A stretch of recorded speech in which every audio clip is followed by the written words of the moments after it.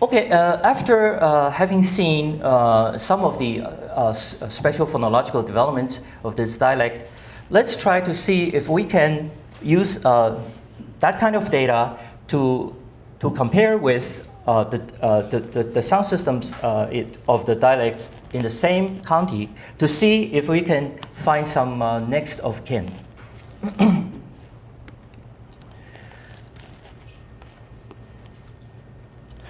Our investigation has indeed turned up two candidates, spoken in its close proximity.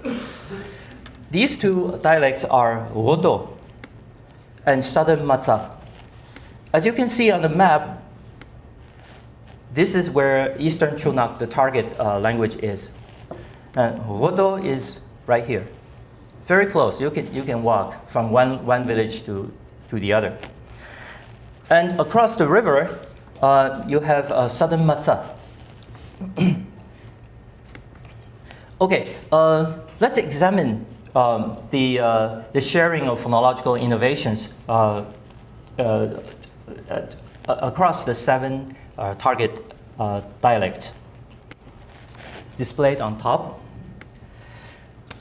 Okay, of the 9 characteristic sound changes found in the first column, Eastern Chunag, only 7 are shared across the dialects, and 2 marked in red are found only in this particular dialect. Okay, as we can see here, the spirantization rules we just discussed are shared across the 3 dialects. They may differ in detail, but for example, in the Southern-Metsa dialect, you see simplification here, right? The original distinction between articulation places became merged. And the R loss without compensation is also shared across the dialects. But it's also found in another neighboring dialect.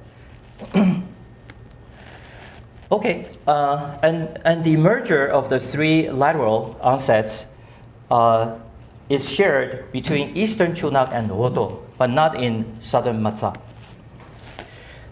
Conversely, the merger of A becoming is shared between Eastern Chunag and Southern-Metsa, but not with Kyoto. Okay, what about vocabulary? The strange vocabulary that we have just seen. The peculiar Eastern Chunag lexical items shown earlier are also partially attested, not completely, unfortunately. Okay, in this table, these are the forms we have seen, right? The strange looking vocabulary we have seen. Out of the 9 items, only 2 are shared. The word for heart and bamboo are shared across the dialects, the 3 dialects. The words for stomach and be able are shared between Eastern Chunag and Southern-Metsa, but not in Kyoto. Whereas the word for extinguished is shared between Eastern Chunag and Kyoto, but not in Southern-Metsa. What about the peculiar morphosyntactic features that we have just seen? These appear to be unique innovations confined to Eastern Chunag. They are not found even in the more closely related neighboring dialects. Let's look at the table. So the non-use or unmarking of ergative and genitive case is found only in Eastern Chunag, but in both Kyoto and Southern-Metsa, explicit case forms are used, just like other ordinary Tibetic languages. The syncretism of the progressive marker and the sequentializer is marked with the same form, ni, in Eastern Chunag, but both Kyoto and Southern-Metsa use different case forms. or 0 in the case of Southern Mata progressive marker.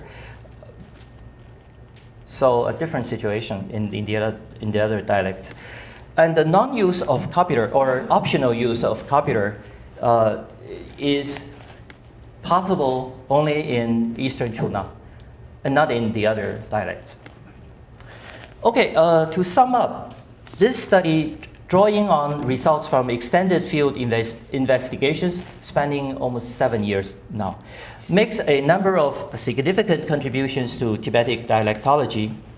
First, we have discovered rich, previously unknown Tibetic varieties in Khrochu County of northern Sichuan. Second, we have tried to justify the identification of Eastern Chunag as a distinct Tibetic variety among 6 others, on the basis of its uncommon phonological, lexical, and morphosyntactic developments. And next, we have presented phonological and lexical evidence for linking Eastern Chunag with 2 adjacent, but by now I'm sure you are convinced that they are probably related, but still quite different. The 2 adjacent Tibetic varieties, Rodo and Southern Matsa, under a single tentative subgroup, because we're still gathering more evidence, which may be labeled tentatively Southern Chunag-Metsa. So to summarize, we started with 7 distinct groups marked by different colors. Now it is possible to merge the 3 into a single subgroup, which we call Southern Chunag-Metsa, because of their location in the areas. And from from northeast to southwest, we have Tsagi, Take, Taku, and Saste. These are all different from each other and from Eastern Chunag-Metsa. So in closing this presentation, we wish to remind our Sino-Tibetan colleagues that much untapped linguistic diversity still lingers precariously in the Tibetic areas of China and I guess elsewhere. Hopefully this work and its fuller presentation, my forthcoming book, will prompt further county by county. We must do it this way, right? In my case, I propose to do the Tibetan dialects of Ch.3 County. I suppose there are other interesting counties in China and elsewhere where you can just survey the whole county and probe the diversities. In Chinese, we'll say 从点的研究到面的研究. That is point by point study. You change that work attitude. You survey the whole area, okay? And survey not just the Tibetic languages, but languages spoken in the area.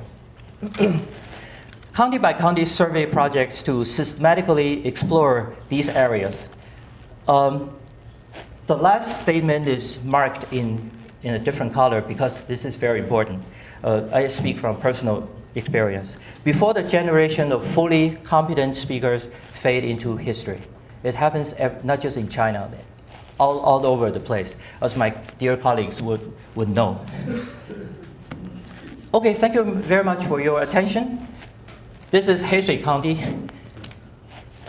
Okay, thank you.